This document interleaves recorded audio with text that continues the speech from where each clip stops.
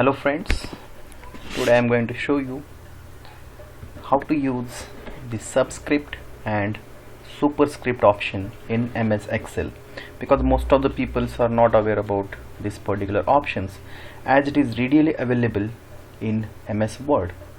Now take an example. If I want to write the 10th, now see this particular option is automatically selected, that is a Superscript, and the second one is a subscript. Okay, now these same two examples I can write if I am trying to write in MS Excel. Now I will be never getting these two options. So how to get the Superscript and Subscript option here? Now I need to select the TH and click on the format cells. Now the font tab, if you are see the effects, I have the option as in Superscript.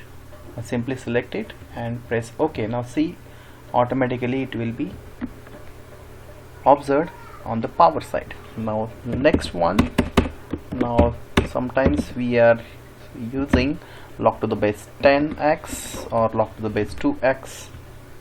In that case again I need to go to the select the appropriate value and select the option Subscript. Now see, both the things, Superscript and Subscript, you can observe it and utilize it in your Microsoft Excel.